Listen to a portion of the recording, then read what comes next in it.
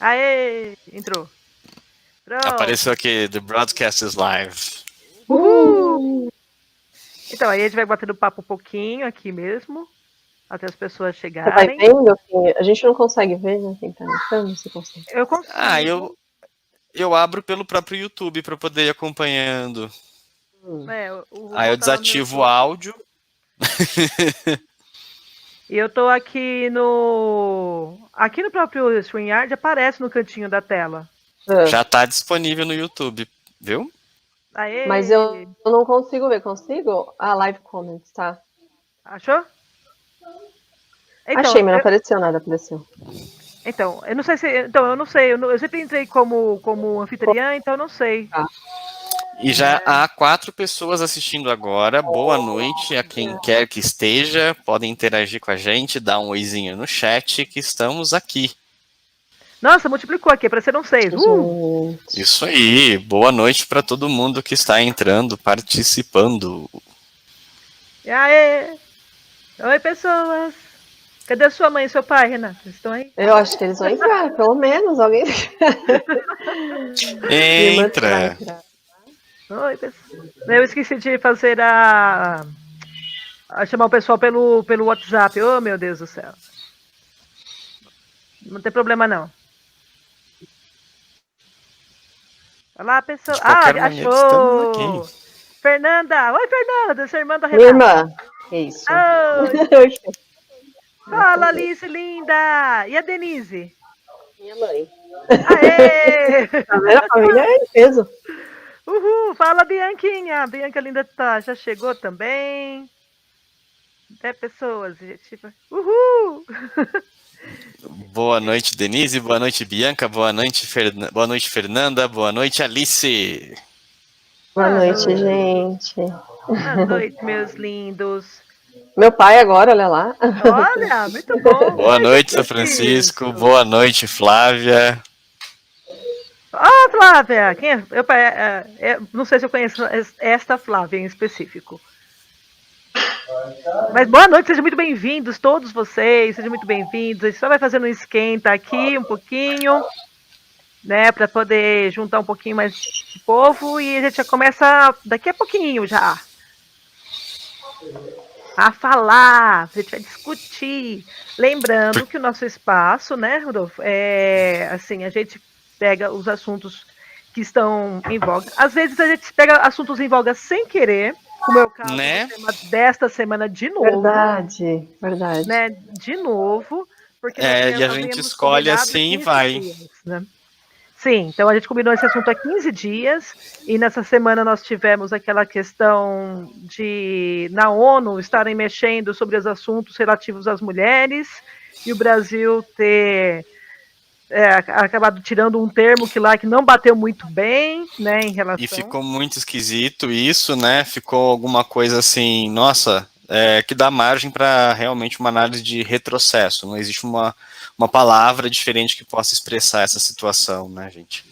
Exatamente. Demais, demais. Então... A Flávia, boa noite, Flávia. Ela foi minha aluna, tudo bem, Flávia? Legal. Bem-vinda. Oi, Flavinha. Esta Flávia específica, tá. Não conhecia, agora já conheço. Flávia, seja bem-vinda.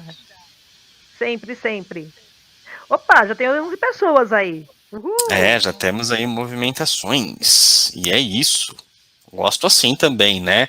E também para que o pessoal possa interagir, compartilhar também as impressões, compartilhar também, de repente, dúvidas, de repente, dados. Precisamos aí, né?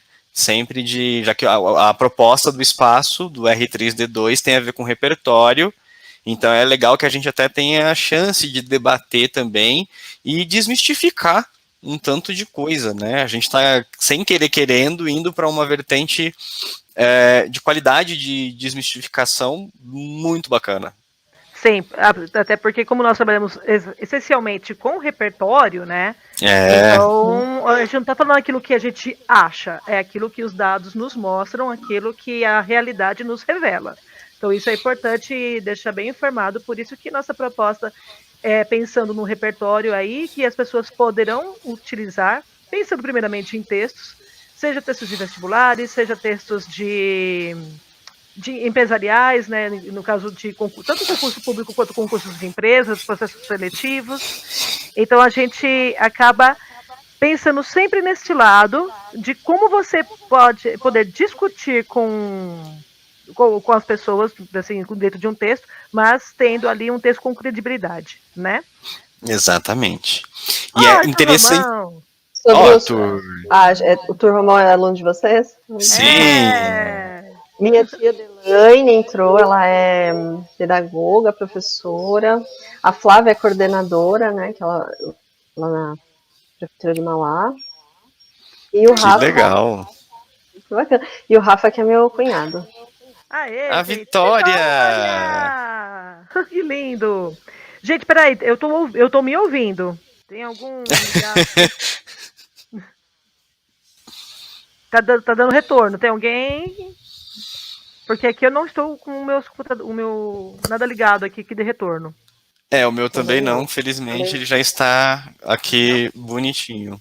E sabe uma coisa também que alguns aluninhos aí, né, e até ex-alunos vieram mandar mensagem do R3D2 que eu achei bacana, que a gente está começando a realmente a manifestar, né, os objetivos do espaço, de como que ajuda a gente a construir opiniões, de sair da situação de uma opinião formada por uma impressão, né, uma coisa tão emocional, né, e chegar a uma opinião com embasamento, constituída por argumentos. Então, a nossa ideia começa a dar esses frutos aí, e isso dá mais força para a gente ir em frente. Uhul! Com certeza, com certeza. A Vitória Marques é aluna de vocês? Assim como a Júlia Bruno, que acha a gente lindo e ela precisa começar a rever o óculos dela. Não, para com isso, porque eu me maquio para poder fazer o R3 depois. A Rosita, tudo bem, eu falo por mim. A professora Edileuza, que é professora também na Rede de Mauá, bem-vinda. Fabiana de Fátima. Lembrando muito que legal. Hoje, especialmente, R4D2, hein, pessoas? Pois é, os R's. R4D2. Já começo? Já? Vou ler aqui o nosso texto. Vamos lá? Bora lá. Então, vamos trabalhar. Vamos trabalhar. Que não dá pra só bater papo. Peraí, deixa eu compartilhar minha tela aqui. Peraí, pessoas. Pronto.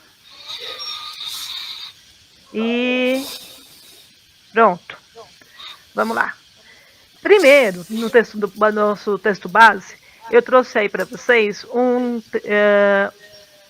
trecho de um texto publicado no jornal de Itu, de 1904, tá?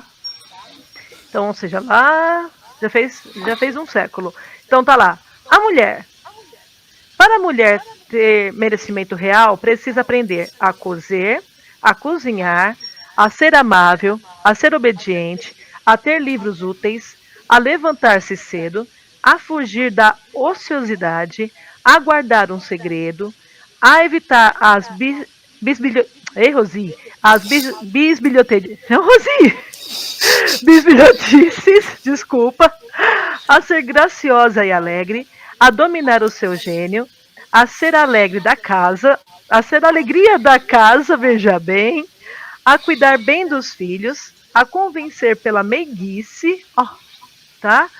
A não falar antes do tempo, a ser a poesia e a flor do lar, a não ser demasiada ciumenta, a não andar sempre pelas lojas, a tratar de tornar-se agradável, a ter uma grande bondade de coração e a não jogar no bicho.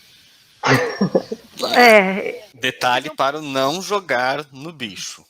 Então, eu já não seria essa mulher, porque, enfim, né, gente? Eu adoro joguinho, né? Dá uma fazia. De tudo isso daqui eu jogo no bicho, né? Vamos lá. Texto 2. Aí eu trouxe um trecho de literatura. Curtiço. Vamos lá. Curtiço. E Jerônimo viu a Rita Baiana, que fora trocar o vestido por uma saia, surgir de ombros e braços nus para dançar. A gente tá falando de um texto do século XIX, tá, gente? A lua destoldara-se nesse momento, envolvendo-a na sua cuma de prata, a cujo refulgir os meneios da mestiça melhor se acentuavam, cheios de uma graça irresistível, simples, primitiva, feita toda de pecado, toda de paraíso, como muita de serpente e muito de mulher. Mas ninguém como a Rita só é. Ninguém como a. Né, vamos lá, volta de novo, assim. Mas ninguém como a Rita. Só ela. Só aquele demônio tinha o mágico segredo daqueles movimentos de cobra amaldiçoada. Aqueles requebros que não podiam ser sem o cheiro que a mulata soltava de si e sem aquela voz doce, quebrada, Rosi, hoje eu tô travada hoje, hein? Desculpa, gente. Respira, Rosi Cleide. Respira, Rosi. Respira. Vamos lá. Harmoniosa, arrogante, meiga e suplicante. Naquela mulata estava o grande mistério, a síntese das impressões que ele recebeu chegando aqui. Ela era a luz ardente do meio-dia. Ela era o calor vermelho das cestas da fazenda. Era o aroma quente dos trevos e das baunilhas, que o atordoara nas matas brasileiras. Era a palmeira virginal e esquiva, que não se torce a nenhuma outra planta. Era o veneno e era o açúcar gostoso. Era o sapoti mais doce que o mel, e era a castanha do caju, que abre feridas com seu azeite de fogo. Ela era a cobra verde traiçoeira, a lagarta viscosa, a muriçoca doida, que esvoaçava havia muito tempo em torno do corpo dele, assanhando-lhe os desejos, acordando-lhe as fibras embabecidas de saudade da terra, picando-lhe as artérias para lhe cuspir dentro do sangue uma centelha daquele amor setentrional, uma nota daquela música feita de gemidos de prazer, uma larva daquela nuvem de cantáridas que zumbiam em torno de Rita Baiana e espalhavam-se pelo ar numa fosforência afrodisíaca. Lembrando que o seguinte, tá, pessoas? Rapidamente aqui contextualizando, o Jerônimo era um imigrante português. E ele é colocado na obra, no cortiço, né, como um trabalhador, como alguém muito nobre. Ele era casado, então era uma pessoa assim de alto respeito. E ele vai morar no cortiço, que ele era um ótimo trabalhador ali das minas. E a Rita Baiana morava também no cortiço, só que ela era, segundo o texto, né, uma mulata, tinha vindo da Bahia, e ela tinha todas aquelas características, né, da mulher brasileira. E a gente vai falar sobre isso depois, tá? E o texto 3. As mulheres brasileiras estão esperando mais para ter filhos e assumindo mais o comando da casa, em comparação com os homens. Elas continuam estudando mais e em regiões como o Nordeste chegam a colocar mais dinheiro em casa. As informações estão em um estudo divulgado hoje pelo IBGE e foram organizadas com base no censo de 2010. Os dados mostram avanços importantes, mas também apontam pontos de desigualdade. O hoje que ele fala, deixa eu pegar aqui, é 2014, tá, gente? Essa pesquisa é de 2014. Então vamos lá. Filhos só depois dos 30. A proporção de mulheres entre 15 e 34 anos com filhos diminuiu consideravelmente. Entre as adolescentes de 15 a 19 anos, o número caiu de 14,8% em 2000 para 11,8% em 2010, menos de 3 pontos percentuais. Porém, a maior queda aparece no grupo das jovens adultas entre 25 e 29 anos. Nesta faixa etária, o número de mães caiu de 69,2% em 2000 para 60,1% em 2010, menos 9 pontos percentuais. Nordestinas. Nordestinas no campo são as que mais colocam dinheiro em casa. Em média, as mulheres brasileiras são responsáveis por 40,9% da renda familiar total. No entanto, os dados podem variar bastante de acordo com as regiões do país e a situação do município. No Nordeste, elas respondem em média por 51% da renda familiar, ou seja, contribuem mais que os homens. Enquanto isso, no Centro-Oeste, elas contribuem com 26,8%. Vamos lá? Elas continuam estudando mais e ganhando menos. Não é novidade que as mulheres estudam mais que os homens. Essa é uma tendência verificada há anos e não é diferente agora. Segundo os dados do IBGE, a proporção de mulheres com idade entre 18 e 24 que estavam no ensino superior em 2010 é 15,1% contra 11,3% dos homens. Apesar disso, elas continuam recebendo menos do que eles, mesmo quando atuam na mesma área. De acordo com o IBGE, os homens que trabalhavam no setor de serviços em 2010 tinham rendimento médio de R$ 4.078. As mulheres que atuavam no mesmo setor ganhavam, em média, R$ 2.171,20, ou seja, pouco mais da metade do que eles ganharam, ou seja, 53,2%. E falta de creches ainda impede mães de trabalhar. O estudo também mostra que na hora de se inserir no mercado de trabalho, uma das principais dificuldades para a mulher é ter onde deixar os filhos pequenos. Segundo o IBGE, as mulheres que conseguem vagas para os seus filhos em creches têm um nível de ocupação muito maior do que aquelas que não conseguem. Nas cidades,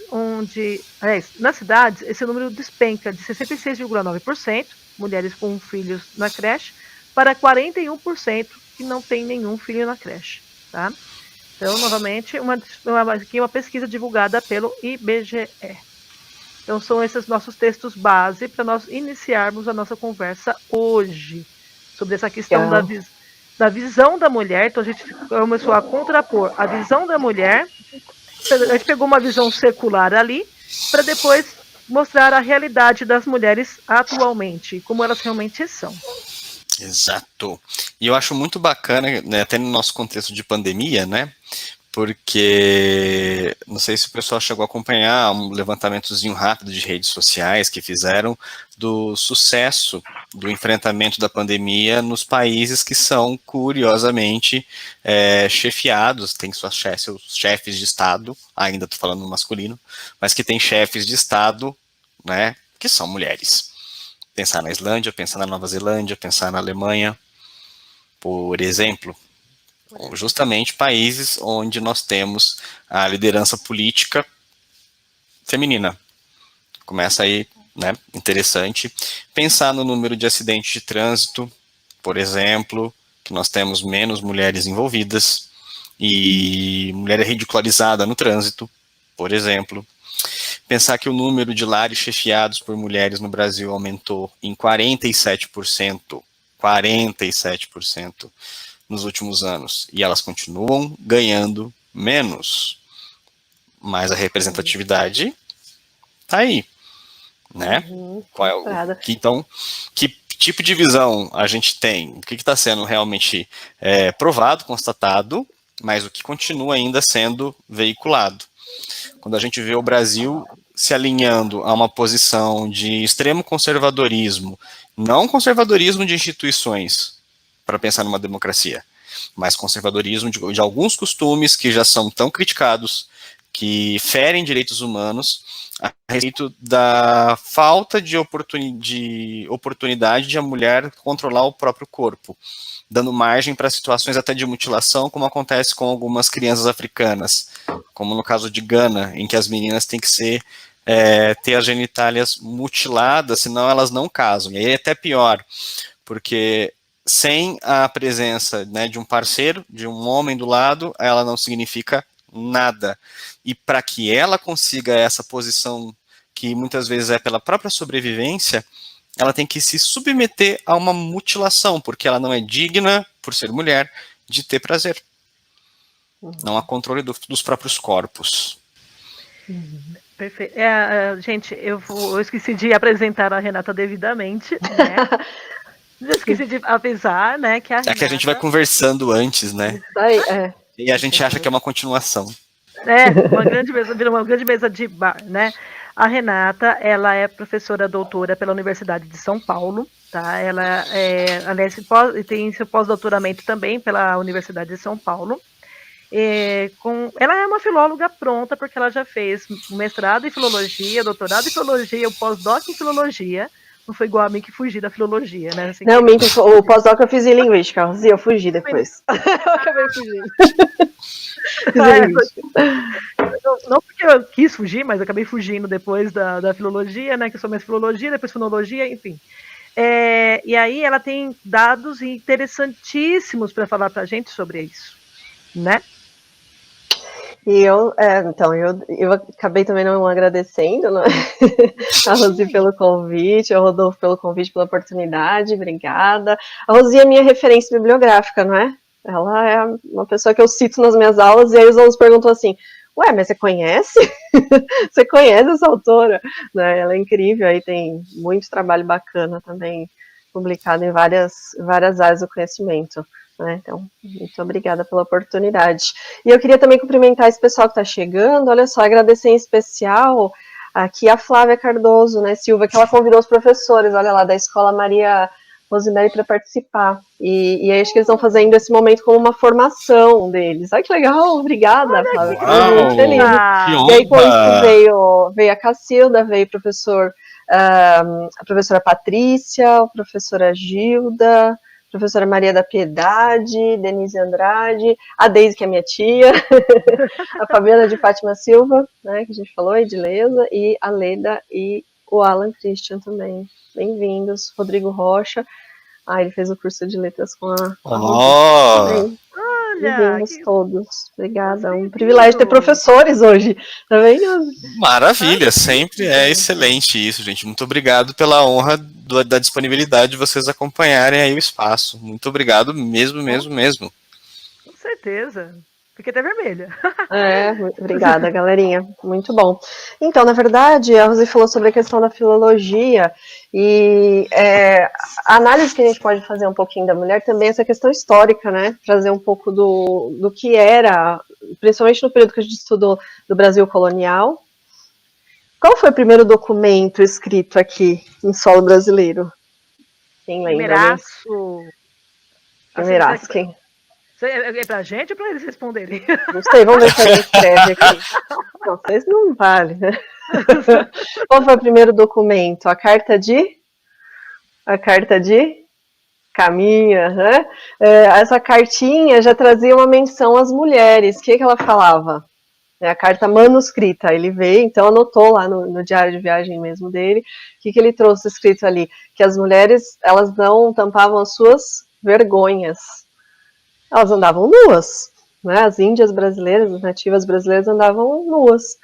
E isso já causou um estranhamento por conta de uma referência prévia que ele tinha, né? Então, primeiro contato trouxe essa ideia de uma referência prévia. Qual era a referência que ele tinha das mulheres europeias que andavam vestidas? Então, a Rosi começou falando sobre a importância dos referenciais, né? Referência teórica, quando você vai fazer um texto, o Enem cobra isso, com atividades.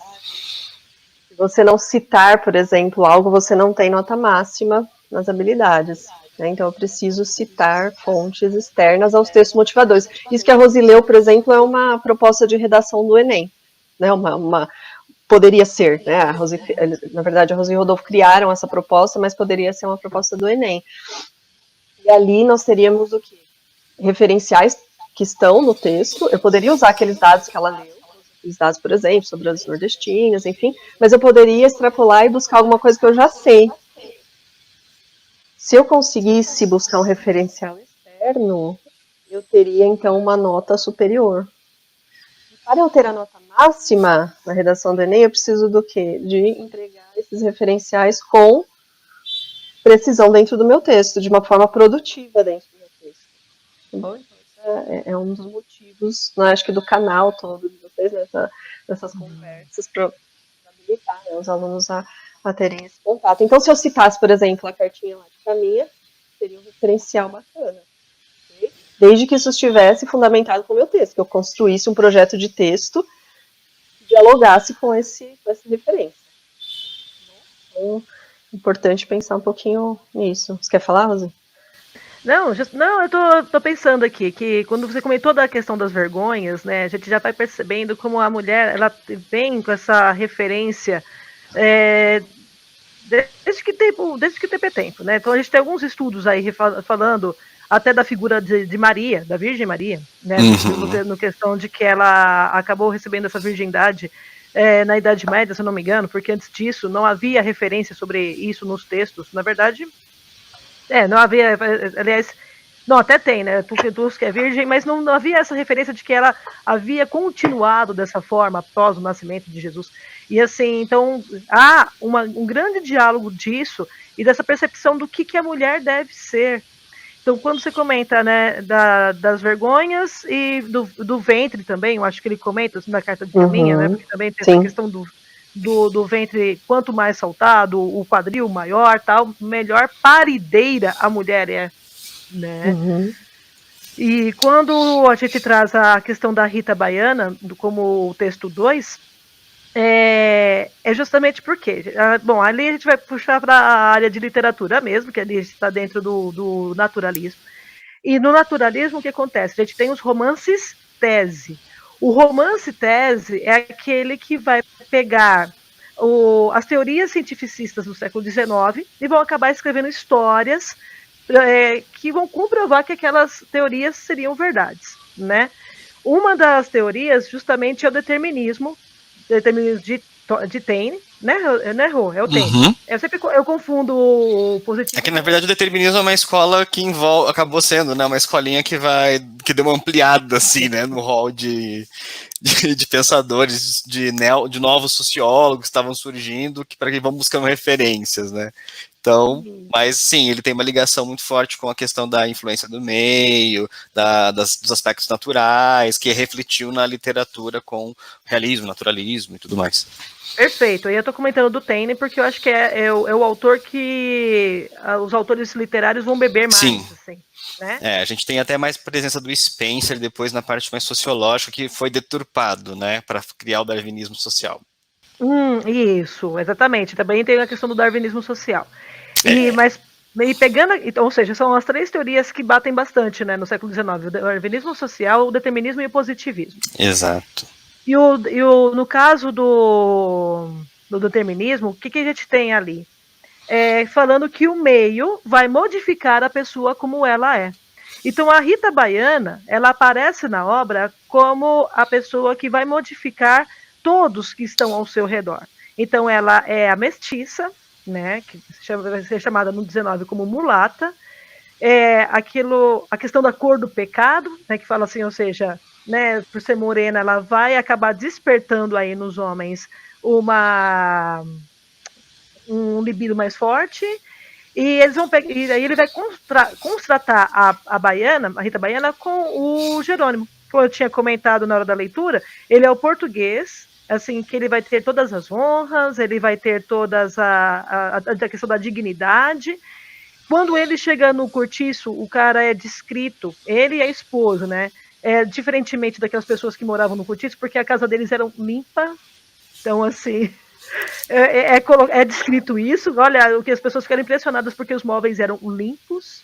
E de repente chega a Rita Baiana maravilhosa, dançando, rebolando ali, sendo livre. Porque, na verdade, a Rita Baiana ela não era ligada a ninguém. Na obra, isso deixa claro que ela não quer se casar, e ela deixa bem claro isso. Então, ela vai constatar essa questão do que seria hoje, que a gente consegue enxergar isso hoje com uma liberdade dela, como algo que vai corromper o Jerônimo. Então, a obra ali, das várias histórias que vão conter, também vai ter essa questão da corrupção do Jerônimo por meio da Rita Baiana. Então, por quê? Porque, na verdade, aí vem o texto 1 de 1904, porque, na verdade, como deveria ser a mulher? Deve ser a mulher que é a alegria da casa, a mulher que não fala alto, a mulher que não interrompe o homem, a mulher que não joga no bicho, entendeu? Porque tudo isso tem um aspecto, e você tem uma pesquisa sobre isso, não é, Rê? Então, na verdade existe essa ideia do binário, não é? Essa comparação, não é? Com base em alguma coisa que eu vou julgar outra. Então eu tenho a base lá europeia, como era essa mulher ideal, essa mulher europeia, e como são as mulheres que estão aqui no Brasil, né? Como é que elas, então, nasceram aí na nossa sociedade no período colonial, que vai de 1500 do descobrimento até a chegada da família real, né, 1808. Então, nesse período, lógico, é um período imenso de tempo, não dá para a gente generalizar, mas são aspectos bem importantes, bem interessantes que nós podemos trazer e que são resgatados por meio de manuscritos, e aí entra a questão que a Rosi falou da filologia.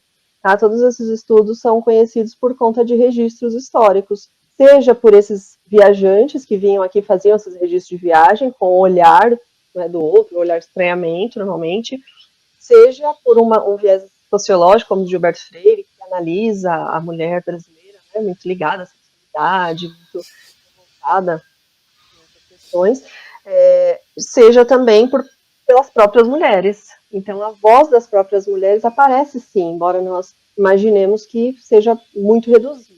Existem muitos manuscritos, muitos documentos que falam sobre essas mulheres. Eu queria até... Posso tentar compartilhar a minha tela aqui? Claro. Eu queria mostrar um texto. Olha só, esse texto... Peraí, Rê, deixa eu tentar... Dá pra ver? Peraí, não, tá no meu texto. Peraí, deixa eu tirar o meu daqui. Então acontece assim, na verdade, a voz das mulheres, ela aparece como uma denúncia. Então a voz feminina sempre na tentativa de romper com essa imposição, não é, masculina que predominava. Esse é um documento da Torre do Tombo, tá? Ele pode ser a Torre do Tombo lá em Portugal, tem muitos documentos, não é, que, enfim, trabalham essas questões. Esse é um documento de 1804, tá?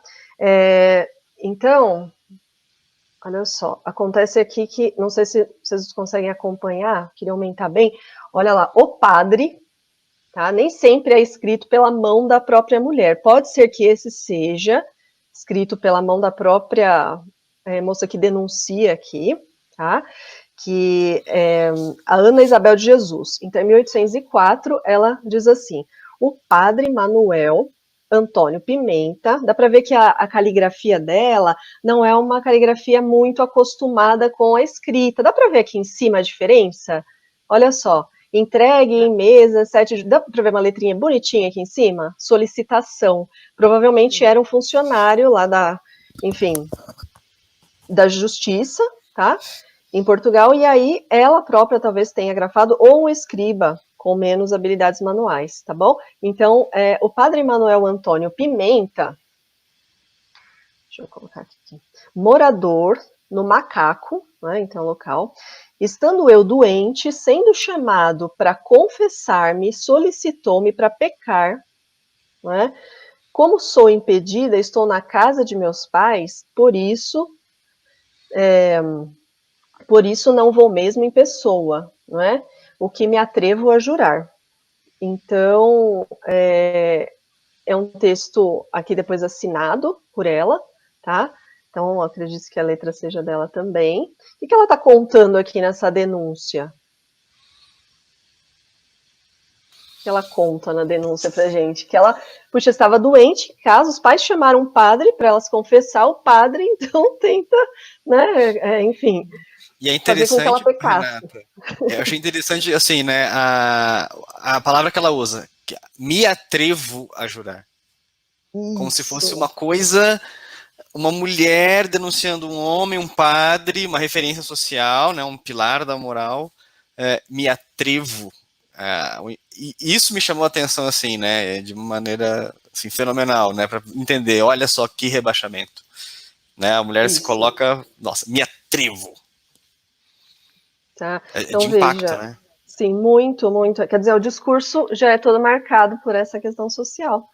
Né? Ela estava numa posição aí de muita dificuldade. E ousar, né, atrever-se, de fato, a romper com essa situação. Imagina quantas ele tinha, então, provavelmente feito a mesma coisa.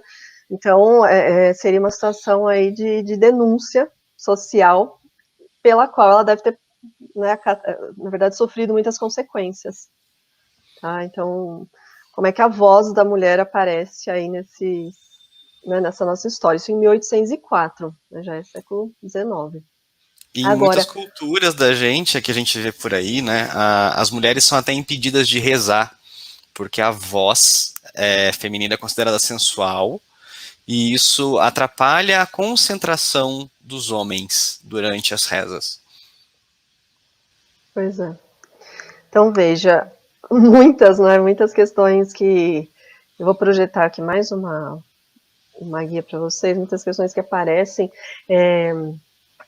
Quer ver? Montei aqui uma sequenciazinha, não sei se... Dá para ver, Rosi? Tô bom. Tá carregando. Aí. Abriu. Tá. Eu vou só apresentar aqui, pronto. Então, eu coloquei aqui que eu queria falar um pouquinho sobre essas mulheres do período colonial. Olha como é que elas são retratadas. Olha a imagem aqui. Essa é do Jean-Baptiste Debré, de 1823. Então, uma senhora, né, que está ali com os seus escravos. Olha só. Então, as escravas, tá? Isso em 1626. A mulher é muito apta com a graça de Deus para a virtude, se não rompereis a lei do bem que Deus lhe deu. Então, a mulher é muito apta com a graça de Deus para a virtude. Se ela fizer alguma coisa que fuja disso, né? E ela provavelmente tenha mais castigo do que um homem. Não é mulher. Por ser mulher.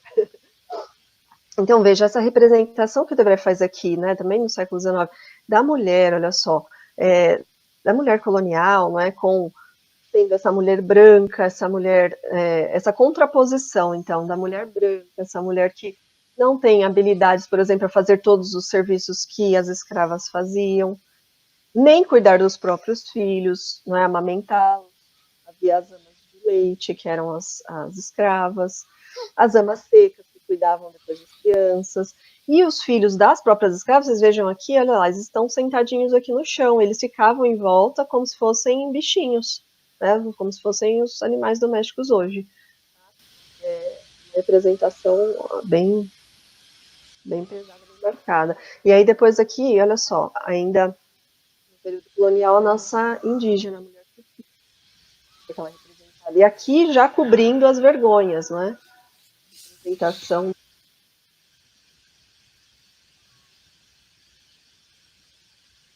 Agora, olha a contraposição, então. Também, olha só, o desembarque da Dona Leopoldina. A família real já estava no Brasil, desde 1808. Em janeiro ela chega. Olha só como é que a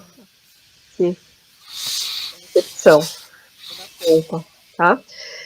E aqui, mais uma vez, olha lá, a imagem que nós falamos das crianças, né? Um banquete, a escrava, então os escravos aqui aguardando para servir a mesa. A senhora da casa aqui ofertando alguma coisa para as crianças, as filhas aqui dos escravos que estavam no chão, aqui comendo o que sobrava. A ideia de que a voz da mulher sempre foi calada, nós vimos que a voz da mulher existe, né? Apesar de ter sido em relação ao homem, ela está sendo cada vez mais trazida à discussão, essa questão, né, da inocência, ou ser muda, essa voz feminina, por essas imagens. Olha só, Debré registra aqui a negra com tatuagens vendendo cajus. E aí a Mary Del Priore, acho que vocês já devem ter ouvido falar dela, é uma grande historiadora brasileira que traz muitas discussões, livros interessantes, né? E traz justamente um levantamento de que durante o período colonial as mulheres tinham grande influência social, apesar disso nem sempre estar marcado na história. Por exemplo, elas já trabalhavam com o comércio. No Rio de Janeiro, no século XVIII, né, a partir de 1700, viu, as mulheres trabalhavam, então, no comércio. 70% das mulheres estavam ali trabalhando no comércio, por exemplo, na Bahia. Essa imagem de mulheres trabalhando, tá? Em São Paulo, nesse mesmo século XVIII, já havia 70% aí de mulheres que trabalhavam.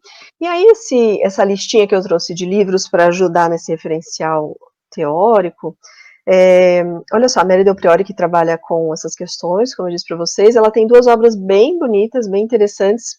Parte delas consegue ser visualizada na internet, pode ser baixada gratuitamente. Essa história das mulheres no Brasil, essa segunda obra, integralmente você pode baixar. Tá?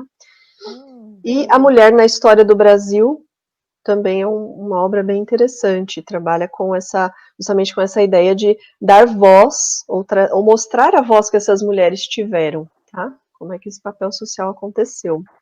Agora, essa terceira obra aqui, Mulheres do Brasil, a História Não Contada, trabalha com biografias de 200 mulheres que, como a gente sempre conversa, e na verdade encontra a ideia de que as mulheres não estão sempre ao lado, atrás dos homens, muitas vezes elas estão à frente, e esses homens é que ganham a fama, né, elas descobrem coisas, elas fazem, elas têm feitos heróicos, e quem ganha, muitas vezes, o nome, ou o mérito por aquela descoberta, por aquela invenção, enfim, são os maridos, são os pais, vamos dizer, aqueles que respondem por elas, historicamente, tá, então esse roubo histórico que aconteceu aí, sempre em prejuízo das mulheres.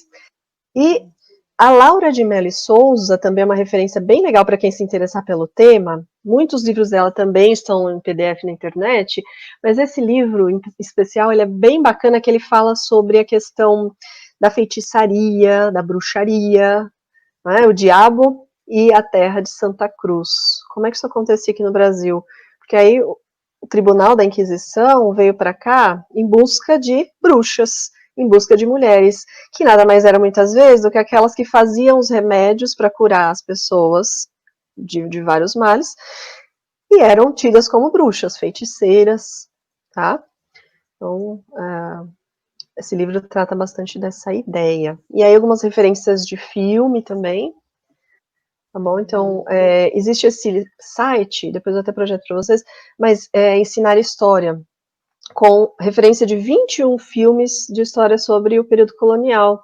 E 2 filmes que ficaram bem conhecidos, tá? Esse de 2003, o Desmundo, né? Se alguém já assistiu, quiser comentar alguma coisinha. Bem interessante. Ele foi indicado para a 3ª série do CDWB nesse ano ainda, quando a gente estudou a formação territorial do Brasil. Que bacana, olha só, maravilha. Então, veio a casar aí com o que você já vem trabalhando. Então, o Desmundo e a Muralha, né, que passou na Rede Globo em vários episódios, né? O primeiro é um filme e esse é uma série, tá? Então é interessante que vocês assistam. O Desmundo, quem já assistiu e quis comentar, deixa eu ver, apareceu algum comentário aqui. A ideia de que a mulher era praticamente comprada, vamos dizer. Que nesse momento o governo português ele mandou para o Brasil as chamadas mulheres erradas. Eram órfãs, eram prostitutas, profissionais do sexo, para impedir que os homens brasileiros continuassem se relacionando com as indígenas, para evitar a miscigenação e tudo mais, para não deixar mestiços sendo cidadãos europeus, cidadãos portugueses aqui no Brasil durante a fase do ciclo do pau-brasil. Sim, isso foi um pedido do padre Manuel da Nóbrega, né? Exato. Ele escreve uma carta pedindo para que... Engraçado que ele pediu para que não mandassem prostitutas, né? Porque ele falou... Mas elas vieram, né? As mulheres erradas vieram. As mulheres erradas, olha que horror. Não, e porque ele falou, né? Ele, pelo amor de Deus, manda gente pra cá, porque aqui já tá um absurdo, assim... Porque as índias não se casam com ninguém, a Índia fica com o dono dela, fica com o índio que era da tribo rival, elas ficam com todo mundo. Então, pelo amor de Deus, peguem aquelas que estão encostadinhas aí, que estão esquecidas, e manda pra cá pra poder criar família. Na carta dele, basicamente, está escrito isso, né? Agora, essa ideia que a Rosi falou de ficar com todo mundo, isso é bem interessante, porque esse conceito do público e do privado foi um conceito imposto também. O que era público e o que era privado. Olha só, então, durante esse período colonial, existem vários relatos de que as mulheres, e os homens também, precisavam confessar sobre o seu casamento, sobre o seu matrimônio. E o que eles tinham que confessar para o padre? Eles tinham que contar, por exemplo, como é que eram as relações deles dentro do casamento.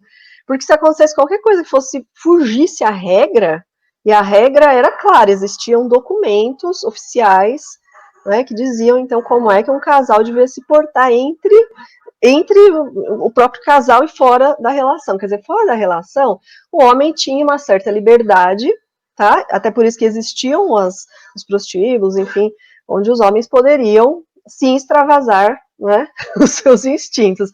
As mulheres não. Então, essa questão que o Rodolfo começou falando, a questão do prazer, isso não poderia de forma alguma existir. Tá? Não pode, então, não poderia. Então, é bem marcado isso, bem interessante, mas, assim, existem confissões marcadas de que o homem, por exemplo, foi lá dizer que, puxa, ele fez uma coisa muito errada, né? Por exemplo, a posição, o homem tinha que ficar por cima, né? Se acontecer uma loucura. Mas, enfim, essa questão do privado, que era público, né? E ele tinha, depois de ele e a esposa, depois que pecassem nesse sentido, tinham de assumir as consequências. A consequência era a mulher, por exemplo, que engravidasse, porque o sexo nesse momento era apenas para procriação, tá? Assim, religiosamente era apenas para procriação, dentro do casamento, né? Agora fora é uma questão já masculina. Então, dentro do casamento, a mulher, por exemplo, que engravidasse, né, e a relação sexual ela estivesse por cima, por exemplo, ela poderia enlouquecer. Olha só, então criavam, assim como aquele mito da manga com leite, que eles criaram para que os escravos não tomassem o leite, aquela coisa toda. Enfim, existia, por exemplo, esse mito também. Então, essa superstição de que a mulher poderia enlouquecer. Ou se ela estivesse em 4 apoios, ela poderia ter uma criança com problema físico. Então, muitas superstições, muitos mitos que aparecem aí nos documentos que mostram como era essa sociedade cheia de questões que eram mal explicadas, na verdade. Tá? Um ponto bem interessante é que, eu falei da contraposição, né? Quem é que eles usavam de exemplo? Nesse período, os governadores, os vice-reis, todos aqueles vinham para o Brasil sozinhos. Eles deixavam a família. Então, meu objeto de estudo, que é o Morgado Mateus, que é um governador de São Paulo, ele deixou a família lá no reino, deixou em Portugal. A dona Leonor, que era a mulher dele, era, sim, o exemplo de virtude. Olha só, era uma mulher, lógico, portuguesa, branca, com costumes de corte. Ele se casou velha, ele se casou depois dos 30 anos, e ela, com 34 anos, que era muito raro casar tão velha na época, né? Então, ele criou uma listinha antes de casar, porque ele era rico, dono de muitas terras em Portugal, um monte de prima queria casar com ele, um monte de gente queria casar com ele. E aí ele fez uma listinha que dizia assim, olha, eu quero que ela tenha uma aceitável beleza, minha futura noiva, que ela seja de uma esmerada educação com hábitos de corte, que ela tenha nobreza, sem excesso de consanguinidade. Para quê? Para já afastar as primas dele, que estavam de olho ali. E sã moral cristã. Ou seja, ela tinha de ser uma católica verdadeira que fizesse todos, então, ali tivesse todos os conhecimentos da fé católica e exercesse. Muito bem, então a dona Leonor, que foi essa escolhida, ela ganhou como presente de casamento, né, como, então, um presente, uma prenda do marido, uma coroa com 758, né, diamantes. Esmeraldas. Então ela ganhou esse presentinho do marido como forma de reconhecimento aí por ser essa mulher ideal, por ser essa mulher que foi escolhida para ser sua esposa. Aí eles casaram, tiveram 3 filhos, e ele foi convidado, por conta dela, ter muita amizade lá com o rei, né? Então, dizem que essas relações familiares, não é, exerciam, lógico, muito também, muito mais até do que o próprio talento da pessoa, acabava tendo essa influência na hora de você ser escolhido para um cargo público. Isso não acontece mais, né, gente? Indicação. É passado. Imagina. E é curioso isso, essa coisa da virtude da mulher branca, né, e tudo mais. Se a gente pensar, assim, nas sociedades africanas que sofreram a escravidão, que foram escravizadas pela Europa, uma boa parte das sociedades eram matriarcais, não eram patriarcais. Elas eram matriarcais, então isso até faz parte, a forma como os negros são trazidos à força para o Brasil e para as Américas, uma forma de expropriação da dignidade cultural e da dignidade humana, justamente de absorver esse aspecto da inferioridade da mulher, que vem a figura da virgem na Idade Média, para poder mostrar que é o contraponto aí de embate do poderio masculino, né, viril, que vem de uma tradição judaica também, de fazer me fugiu a palavra, né, mas de fazer essa desmoralização das culturas que tinham a figura feminina num patamar superior. Todas aquelas culturas de mais força, de guerra, pensando nos próprios romanos, como eles trataram os povos pagãos, os celtas, que tinham a figura da deusa, né, a divindade é feminina. também tem a figura do Deus, mas tem a figura da divindade feminina. Na Mesopotâmia, o quanto que Lilith foi transformada na mãe dos demônios, simplesmente, né, porque era uma das principais deusas do panteão babilônico, né, e até vi aí aqui nos comentários agora, alguém perguntando de onde que vem essa cultura de que, como é que estava aqui? De onde vem essa cultura que os escravos são todos negros? Na verdade, assim, pessoal, a ideia de escravidão aqui pra gente no Brasil, ela é sim uma escravidão negra. Nós temos aí negros que foram escravizados e já vinha acontecendo na Europa, e Portugal, Espanha, Holanda e tudo mais vão se aproveitar de uma interpretação na Bíblia de que o negro não tem alma. Perfeito. Existe essa interpretação de textos aí da liturgia católica, desculpa, da cristã, não só católica, de que o negro é inferior. Pegam alguns trechos da Bíblia e blá blá blá, fazem isso para justificar essa escravidão, informando que negros não têm alma. E aí você soma, e aí a gente soma a situação da estigmatização negra com a feminilidade, a figura da mulher, é um prato cheio para cair em cima e querer desmoralizar toda uma cultura e toda a situação de destaque que em algum momento as mulheres tiveram em determinadas culturas. Sim. Essas culturas são demonizadas, as que valorizam a feminilidade e o poder feminino, né? Exatamente. Só complementar. Pode falar, Rosa. Oi? Pode falar. Oi, desculpa. Só complementando o comentário do Rodolfo, no caso a palavra negro é uma extensão, né? Porque a palavra negro vem da questão do escravo, simplesmente escravo. Tanto que se você pegar os documentos seculares do século XVI, a gente vai ter ali o negro da terra, que é o índio.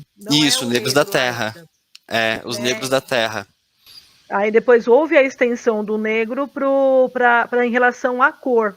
Isso que é interessante a gente observar. Também. Né?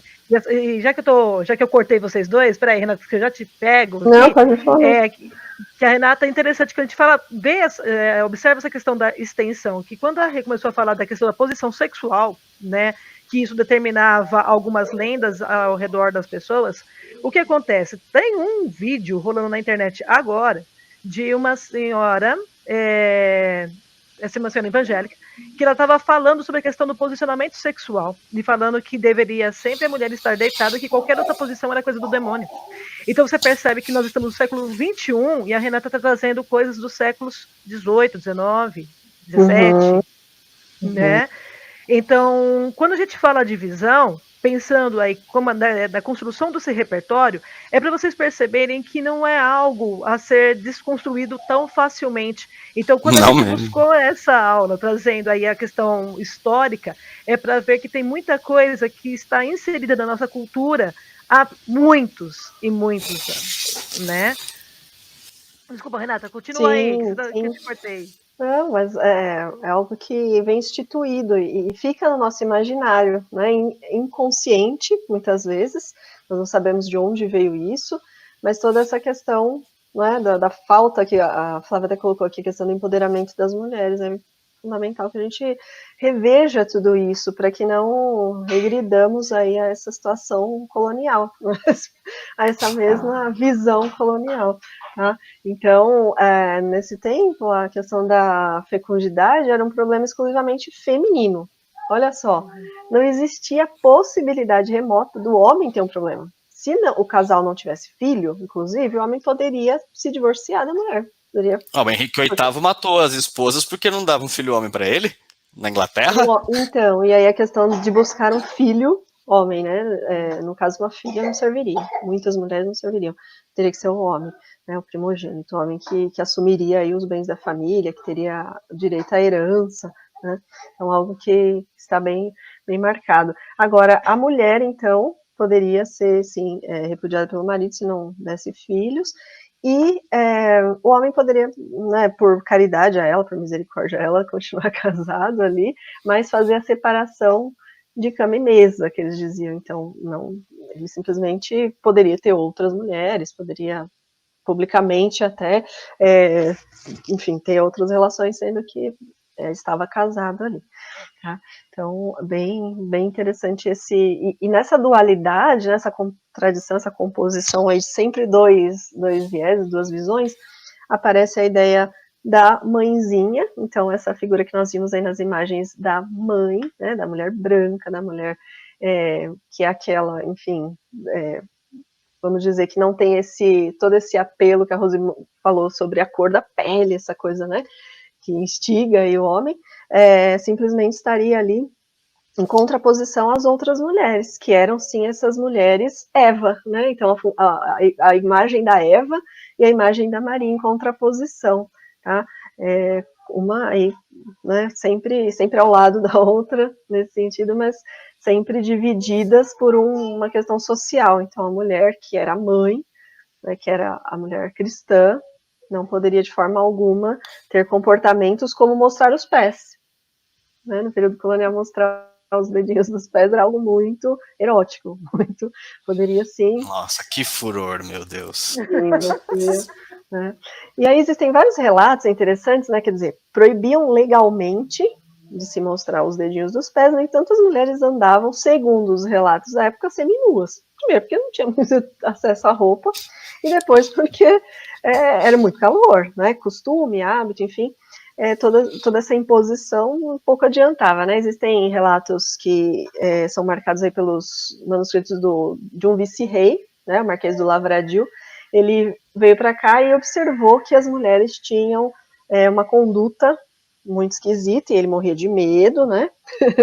E ele então escreve existe um sobrinho que deseja vir para o Brasil, e ele escreve uma carta para esse sobrinho dizendo: não venha, porque um homem novo como você vai se corromper. As mulheres aqui, para você ter uma ideia, andam, né, mostrando assim parte dos ombros, deixando cair, quase se vê o seio.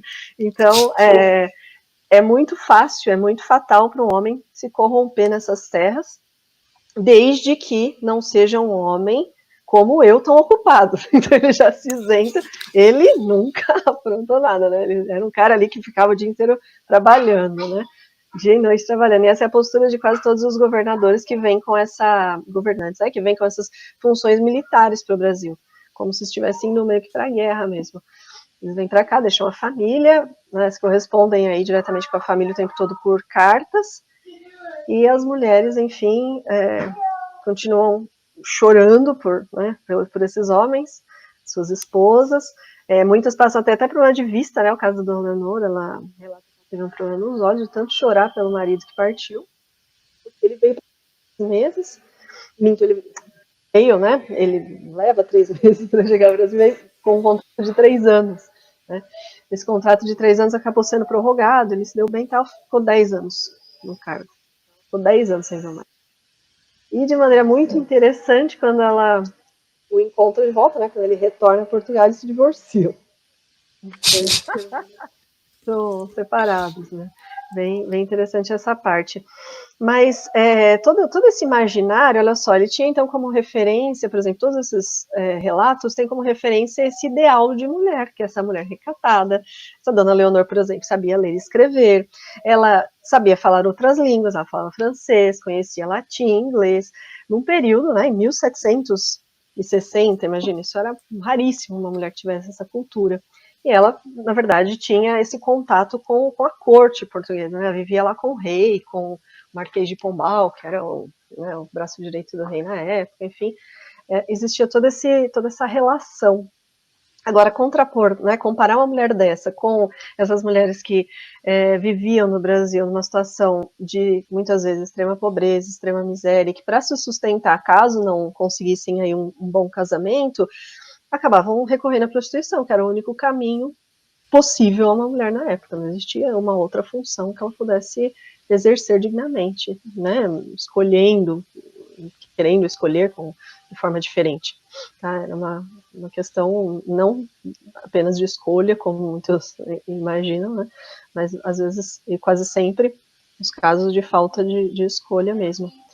Tá?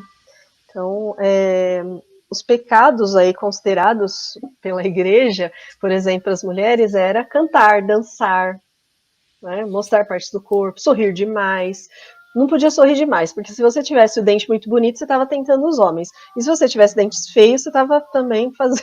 Afrontando os homens. Era sempre um problema, não podia rir demais. Então, esses eram aí alguns pontos que a mulher tinha de cumprir. E em relação ao seu marido, ela tinha que ter sempre a questão da obediência, da reverência, honrar o seu marido, né? Sempre nesse sentido. Vocês chegaram a ver na internet que saiu um tempo atrás a cartilha, né, o Guia da Boa Esposa que tinha no Brasil na década de 50? Eu até peguei aqui, enquanto a professora Renata estava falando, que eu estava revendo, que tem até algumas ilustrações e tudo mais, né?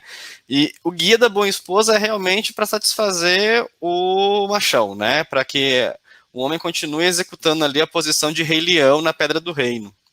Isso. Né? Tenha o jantar sempre pronto. Planeje com antecedência. Esta é uma maneira de deixá-lo saber que se importa com ele e com sua necessidade. Aqui, separe 15 minutos para descansar. Assim você estará revigorada quando ele chegar. Retoque a maquiagem, põe uma fita no cabelo e pareça animada. Nossa. Tem um outro trecho que eu achava um barato aqui. Minimize os ruídos. Quando ele chegar, desligue a máquina de lavar, secador ou vácuo. Incentive as crianças a ficarem quietas. Seja feliz em vê-lo. O receba com um sorriso caloroso, mostre sinceridade e desejo em agradá-lo. Ouça-o. Cadê? Nunca reclame. 55. Nunca reclame se ele chegar tarde. Sair para jantar ou outros locais de entretenimento sem você. Em vez disso, tente compreender o seu mundo de tensão e pressão e a necessidade de estar em casa e relaxar. Olha que bonito. Deixe-o confortável, faça com que ele se incline para trás numa cadeira agradável ou deitar-se no quarto. Dê uma bebida fria ou quente pronta para ele. Sim, é um bibelô, né? Uma criatura para ser mimada. Né? E a função da mulher é mimar doméstica e sexualmente o marido, né? Pois é. Exatamente. E aí o resultado disso, né, é que a gente vai ter atualmente um painel em que nós temos aí, por exemplo, uma diferença salarial. O texto comentou que há 40% de diferença salarial, né? Só que dependendo da área, exatamente, esses rendimentos são assim muito maiores. Por exemplo, na própria educação, começando aqui na nossa área, né? O rendimento médio da educação é de R$ 1.810, tá?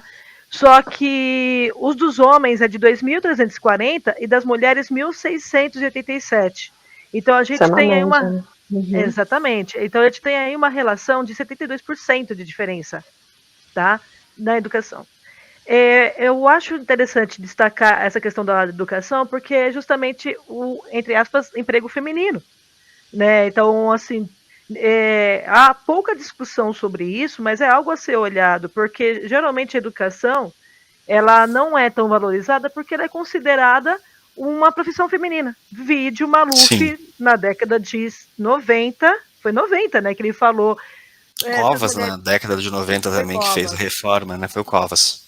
Não, foi o Covas que disse, se ela tá reclamando, se elas estão reclamando do salário, então case com Não, isso acho que esse foi o Maluf, agora eu não lembro, mas eu lembro foi da reforma que houve também na educação, que diminuiu, assim, né, no estado de São Paulo, que mudou aí a educação pública e desvalorizou, né.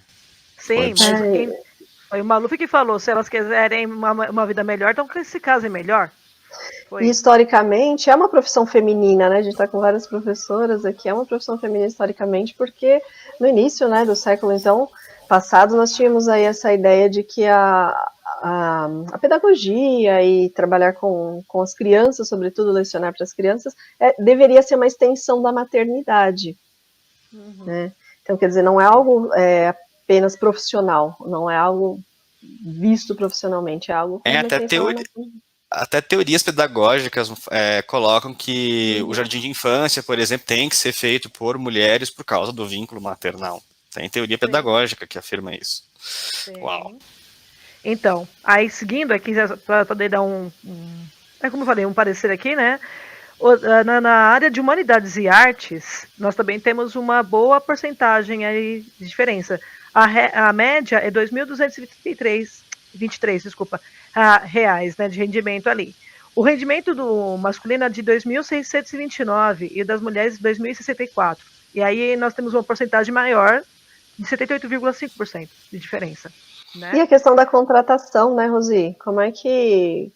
Quer dizer, para um homem, dificilmente pergunta, mas você tem intenção de ter mais filhos, né? Pouco se preocupa aí com a questão da licença paternidade, porque agora a licença São paternidade... São 5 dias, né? Para as mulheres isso pesa muito, né? Você tem filhos, puxa, então já é um ponto negativo. Você, puxa, está noiva, vai se casar, já não contrata, né? Quer dizer, existe todo um preconceito mesmo nessa questão de contratação feminina.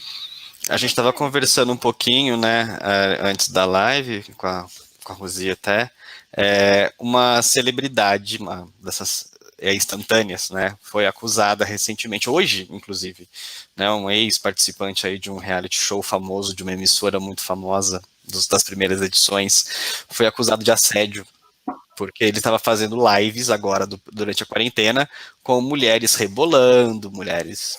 Né, utilizando, objetificando a mulher para poder ganhar seguidores nas redes sociais, né, e conseguir merchan.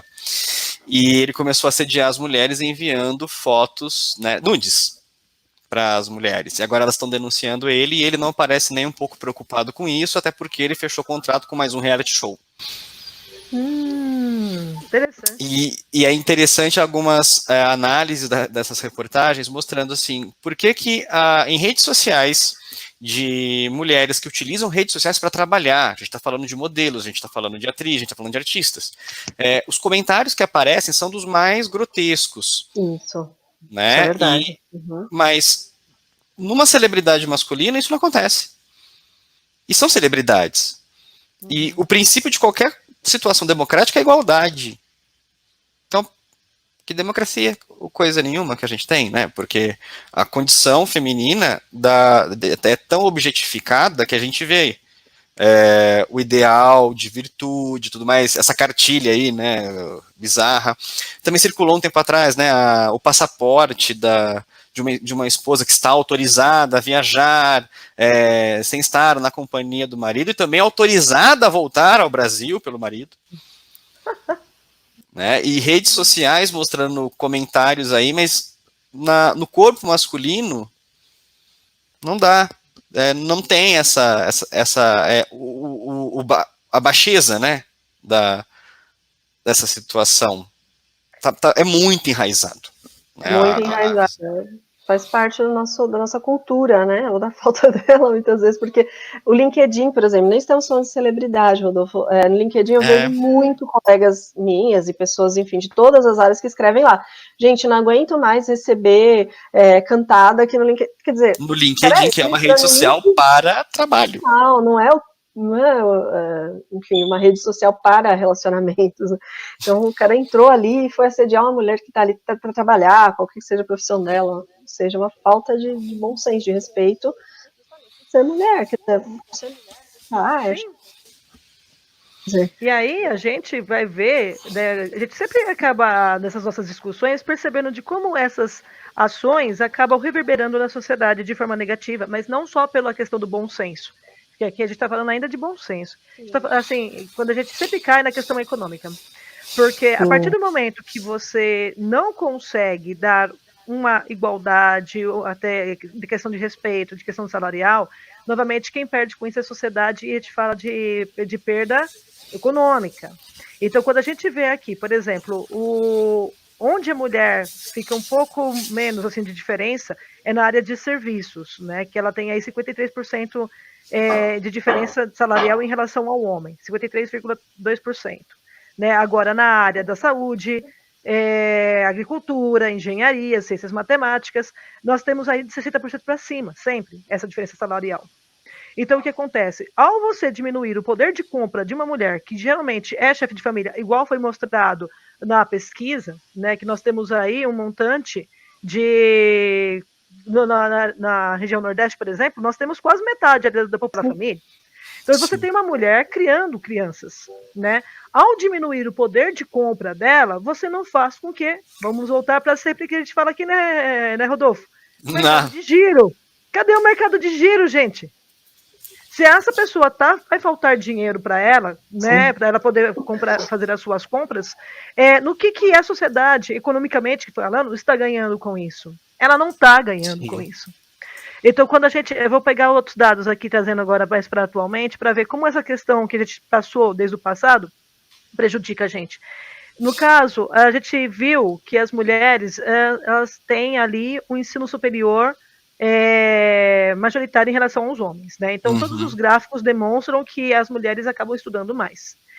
Porém, dentro das proporções das 100 maiores empresas da América Latina, né, de 100 empresas, somente 7,3% são ocupadas por mulheres, né, nos cargos de chefia, nos cargos superiores, né? Então, de 100 empresas, apenas 7,3% é ocupada por mulher, né? Nas eleições, né, de 2016, por exemplo, de 3 a cada 10 candidatos, apenas 3 a cada 10 candidatos eram mulheres.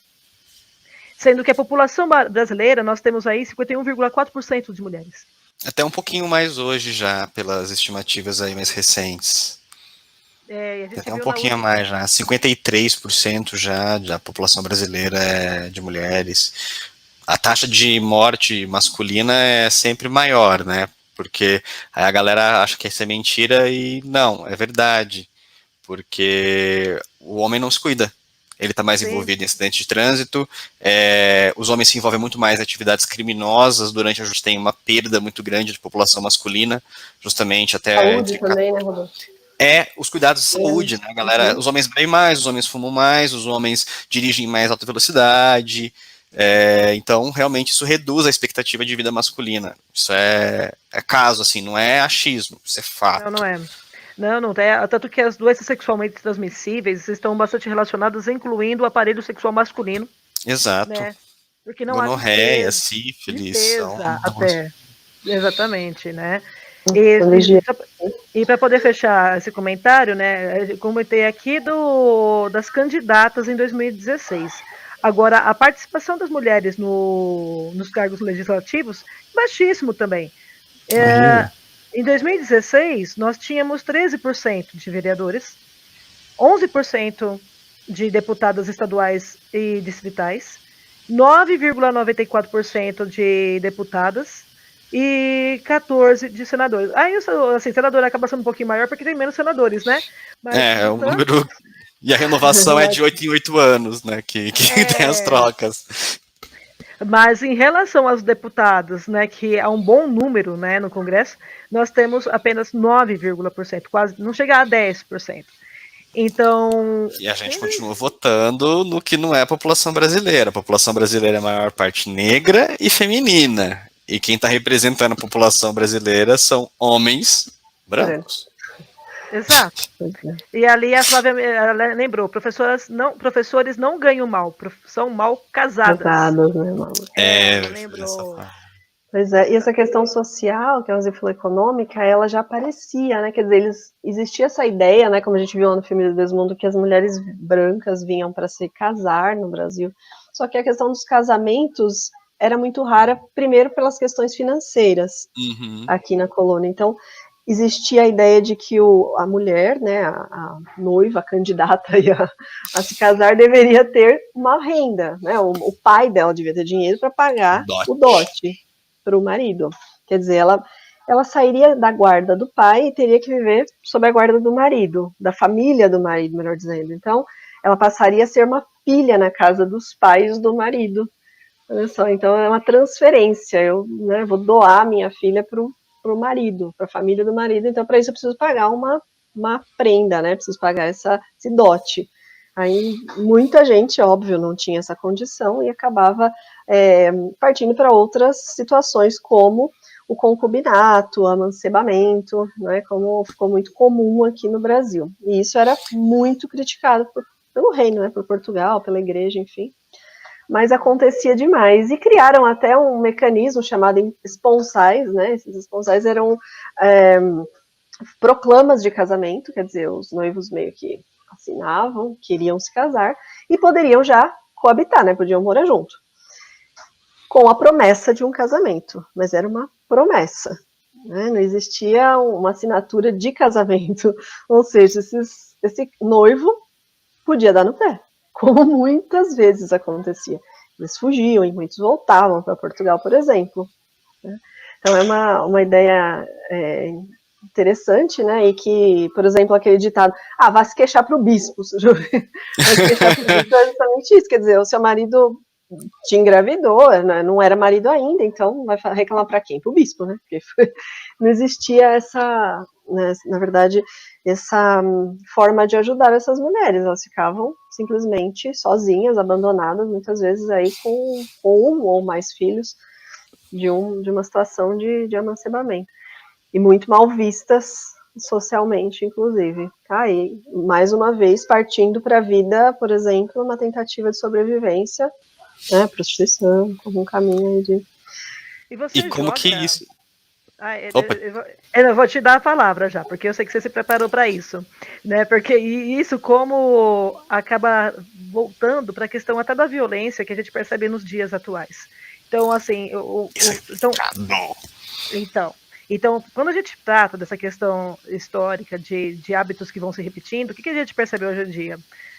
Quando a gente pega a questão da violência doméstica, uma das principais reclamações que a mulher fala, pô, eu tô apanhando, mas eu tenho que continuar aqui, é dessa questão de não ter para onde ir, né? Porque ela tá ali sendo sustentada pelo cara que acomete a violência contra ela.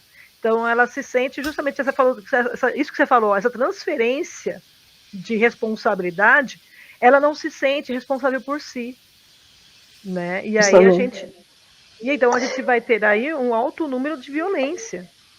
E aí eu jogo a bola para o Rodolfo.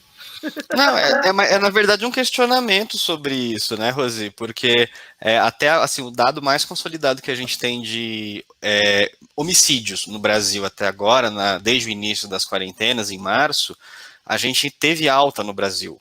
Então a gente vem de uma realidade que em 2019, de fato, nós tivemos queda, mas nos mesmos períodos nós tivemos uma taxa de aumento de 8% dos homicídios no Brasil durante a pandemia. 8%. Só que de feminicídio essa taxa é de 22%. Então é só uma questão assim de comparar dados. Não é simplesmente um mero acaso. É um dado. É uma constatação. A taxa de homicídios no Brasil subiu no período da pandemia 8%. Mas a de feminicídio, 22%. E aí eu pego um gancho também que a Rosi falou no início da live sobre o papel do Brasil aí no projeto de combate à discriminação a mulheres e meninas que está no Conselho de Direitos Humanos da ONU, que é apoiado por Israel, é apoiado pela maior parte, assim, esmagadora da América Latina, é apoiado pela Europa, mas que a Rússia, os países mais conservadores, alguns da África, do Oriente Médio, em especial a Arábia Saudita, que tem um comportamento de condução política também com as mulheres muito estranho, né, assim, é extremamente conservador, o caso da Arábia Saudita, em que a figura feminina é subjugada, e aí eu peço licença do relativismo cultural, porque os meus limites são direitos humanos. Então, qualquer relativismo cultural que me permita não ter a dignidade humana, assim, né? Tudo bem que a cultura deles, a gente sabe que a Arábia Saudita tem uma cultura própria, óbvio, mas espera aí, né? O que acontece ali, em outros lugares do mundo, fere muito a dignidade humana, sobretudo de mulheres.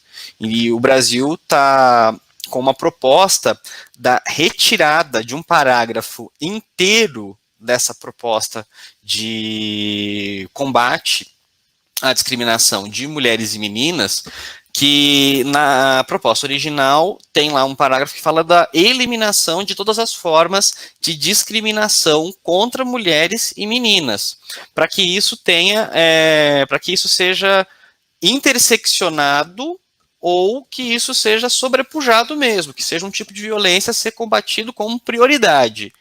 O que o Brasil fez nisso? O Brasil foi lá e pediu para rever o conceito de intersecção e retirar esse parágrafo. E ele foi apoiado pela Rússia e por países de orientação islâmica, como o Paquistão, por exemplo, como a própria Arábia Saudita, como o Iraque, como a Indonésia, que são países em que a figura feminina é mantida numa posição de inferioridade. E o Brasil faz isso internacionalmente. Não basta a gente já estar se tornando um pária, né, internacional com tudo que está acontecendo aí, até com está se aventando aí, né, riscos de alguém muito importante da política brasileira ir parar no tribunal da Corte de Haia, que já foi alertado. A gente continua fazendo bonito, sendo irônico, né? A gente continua fazendo bonito. E o Brasil pediu também que retirasse o trecho, né, nessa proposta que garantiria serviço de informação sexual às mulheres, para que isso fosse retirado. E qualquer menção à educação sexual que também fosse retirada. Sim. E eles seguiram com a justificativa de que era para não favorecer a questão do aborto.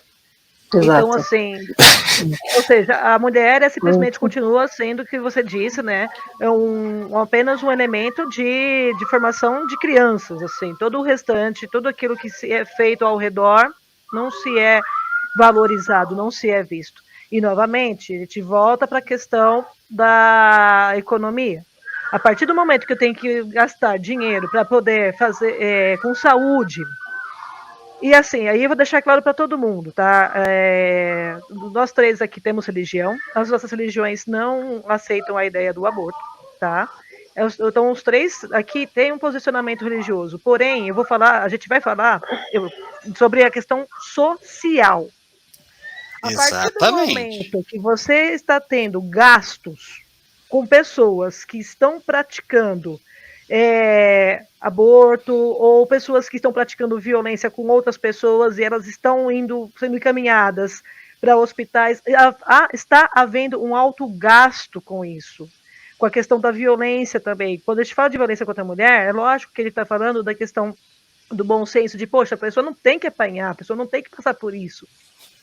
Mas quando você pensa simplesmente na questão do Estado, você está tendo gasto com polícia, você está tendo gasto com o judiciário, você está tendo uma série de gastos que não precisaria ter.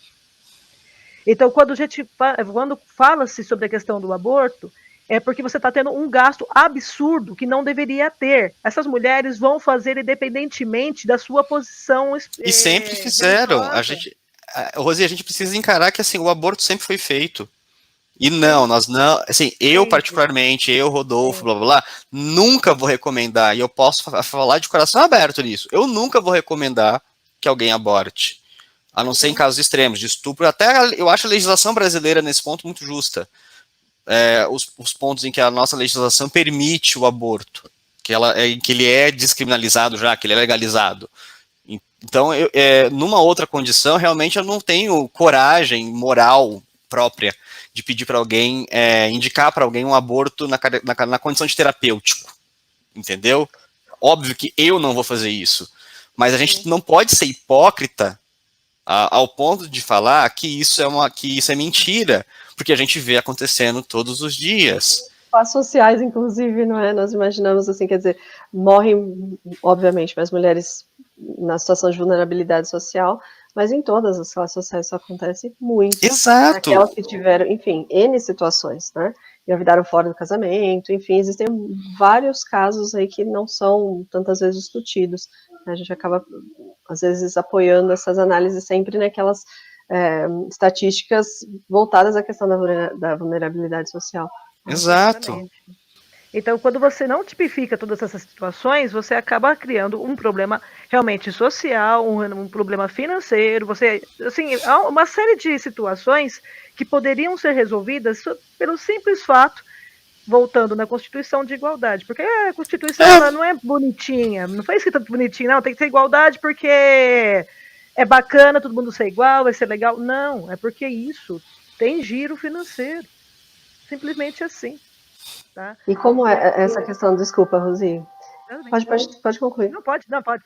A questão da pandemia, né, que o Rodolfo colocou, puxa, foi até um tema que eu propus como redação para os meus alunos do terceiro ano, como isso aumentou e como foi absurdo, né? Imagine só a situação de uma mulher ficar isolada socialmente dentro de uma casa, muitas vezes tem a menor condição de sobrevivência, com o seu agressor. Tanta Exato, possibilidade de ele sair muitas vezes para trabalhar, ela sair, mas quando isso deixa de existir, imagina você conviver o tempo inteiro com o seu agressor, quer dizer, como é que essa mulher vai sobreviver a isso, né? Vai superar essa dificuldade? Não existe apoio, não existe uma forma que ela enxergue muitas vezes, né, de se encaminhar fora dessa situação de risco.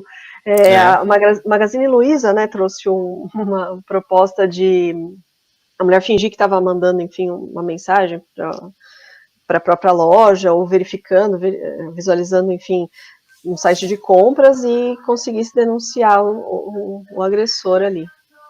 Eu vi. Então, muito boa. Foi bárbaro, foi bárbaro.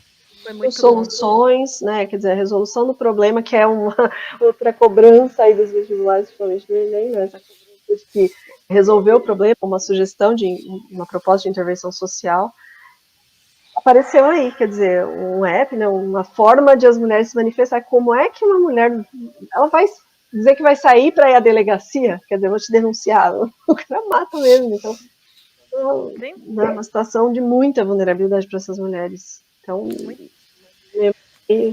Brasil afora, como é que isso está rolando? Perfeito. Gente, já são 8h26. Esse está sendo um dos nossos maiores públicos desde a estreia. Né, Rodolfo? Isso aqui a gente vai ter que encerrar, né? Porque senão... Antes de encerrar, eu posso só divulgar aquele site que eu falei para você. Existe um trabalho, gente, da Universidade de São Paulo, na verdade, pela professora Vanessa Martins do Monte, lá do Departamento de Filologia, com a professora Maria Clara Paixão. Elas fizeram um site bem interessante, um projeto chamado MAP Mulheres na América Portuguesa. E tudo isso quase tudo que eu citei de referência, aparece ali nesse site. Então ali, pesquisa sobre as humanidades digitais, tá bom? Então a foto aqui da professora Vanessa, trabalhando com manuscritos, procurando aí manuscritos que trabalhem, tá? Eles montaram catálogos, olha só que legal, catálogos com nomes de mulheres que aparecem na história, mulheres que não faz ideia que existe, né? Sempre essa águida aqui, ninguém sabe, né? Quer dizer, os textos delas aqui transcritos, tá bom? Então, uma sugestão. Além disso, as referências também que eu citei ali, bibliográficas, aparecem nos projetos. E aí, eu comentei com a Vanessa, né? Ela falou, por favor, divulga então também o nosso contato no Instagram, Mulheres na América Portuguesa, o MAP, tá bom? Então, MAP. Muito legal. E também no Insta, beleza? Maravilha. Muito show. Nossa, muito show. Olha. Mesmo. Lindo. Olha. Ok. Então, vamos lá. Então, para dar o fechamento aqui, pensando em como vocês poderiam colocar todos esses assuntos dentro de um texto, dentro de um documento, né? Então, vocês perceberam que a gente falou bastante sobre a questão histórica para poder justificar, né, esse comportamento que nós temos em relação da visão da mulher, né? Então, nós trouxemos aí a causa, e a consequência disso foram os dados que apareceram tanto na proposta quanto esses que eu falei, da diferença salarial, principalmente em profissões que são tidas como fundamentalmente femininas, né? E outras consequências como a questão da violência, que a gente acabou falando aqui, e da desigualdade, inclusive de representatividade, que é a questão do governamental, que nós não temos uma representação feminina, pensando que o Estado ele deve ser a representação do seu povo, né? Então a gente pode colocar aí o questionamento, até onde estão realmente representando esses 53% de mulheres brasileiras, né? Então a gente comentou então, dessa causa e dessa consequência. A proposta de intervenção, como a Renata bem comentou, né, são coisas como essa intervenção midiática, né, de uma pessoa fingir que vai fazendo uma compra e de repente acabar executando denúncia, né? Não, desculpa, que eu dei uma travada porque começou a travar a tela aqui, eu não sabia se vocês estavam me vendo. Então vamos lá. Normal. Então ótimo, então continua. Então, em relação à questão da denúncia, E, sobretudo, a educação. Então, aí é uma proposta que a gente vai trabalhar bastante com a educação para poder desmistificar essa relação de comportamento. A gente percebe que é algo muito difícil, porque ninguém melhor que a Renata aqui para ter mostrado para a gente, pensando em nível Brasil, pensando no Brasil, né, que isso já é algo que está na nossa história desde o primeiro momento que pisaram aqui, né? O Rodrigo ali, ele comentou, né, de como a nossa literatura é baseada na questão europeia. Isso, Rodrigo, exatamente. O Rodrigo Rocha, ele comentou isso. Então, realmente, a nossa cultura é ocidental, então a gente vai repetir isso. E vai repetir isso de uma forma não muito bonita, né? Infelizmente, como a gente conversou.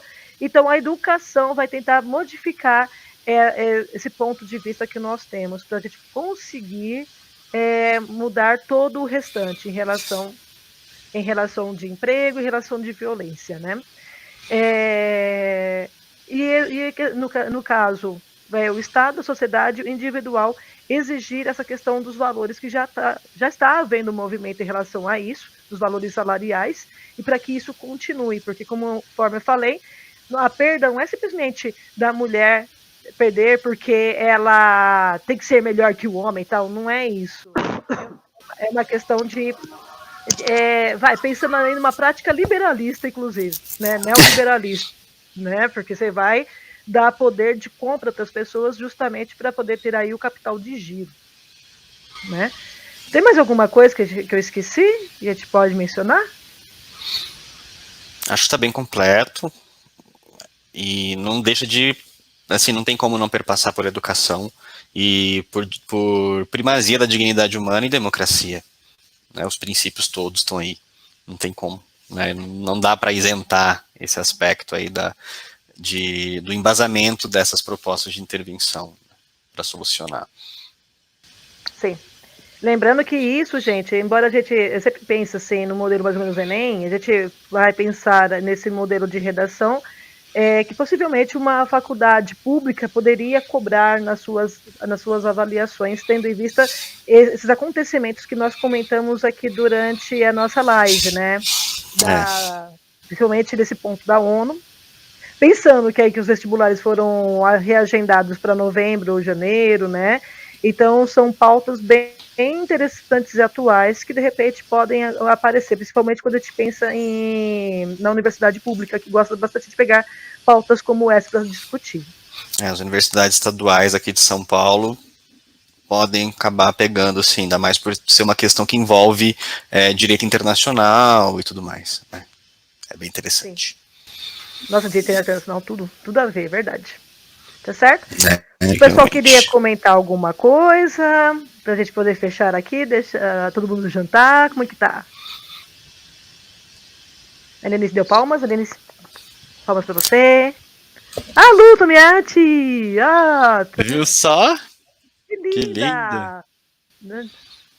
Bom, gente, muito bacana. Eu queria agradecê-los, né? Agradecê-los aí pela oportunidade, convite, que isso abre a porta para outras convidadas e convidados.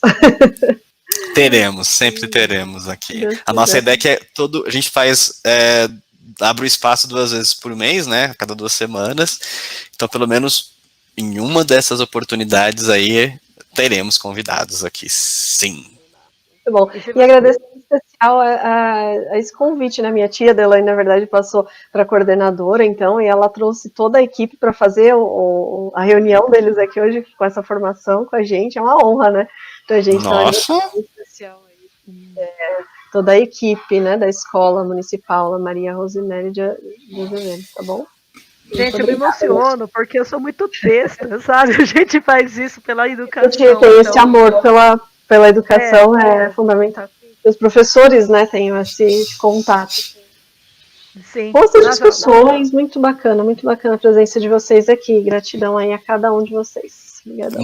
Muito obrigado, gente. Isso é muito lindo. E também muito obrigado sempre aos nossos amados alunos que batem cartão com a gente aqui desde o início do projeto, né? É muito lindo isso também. E somando, né, mais educadores, mais amigos, realmente não tem nenhum preço, nem nada, galera. Só agradecer mesmo. Muito obrigado. Obrigado mesmo. Muito obrigada. E se vocês tiverem alguma sugestão para pauta, então, por favor, deixe nos nossos comentários ali. Olha que chique, Rô! Deixa nos nossos comentários ali. Eu vou ter que mudar o nome desse canal. Só a professora Rosi não vai dar certo. Vou ter que colocar Rorô. Logo a gente vai, assim, Rosi, vamos anunciando, né? Logo nós teremos aí uma pagininha de Facebook e Instagram do R3D2, que já que está ganhando corpo, já estamos em fase de elaboração disso.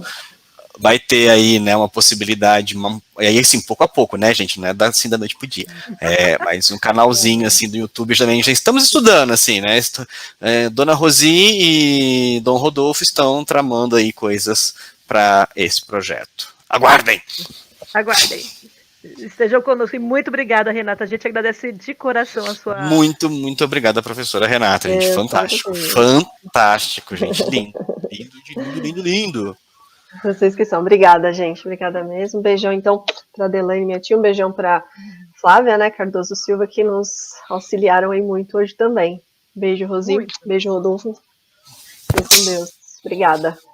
Obrigada, gente. Fica com Deus. Tchau. Tchau.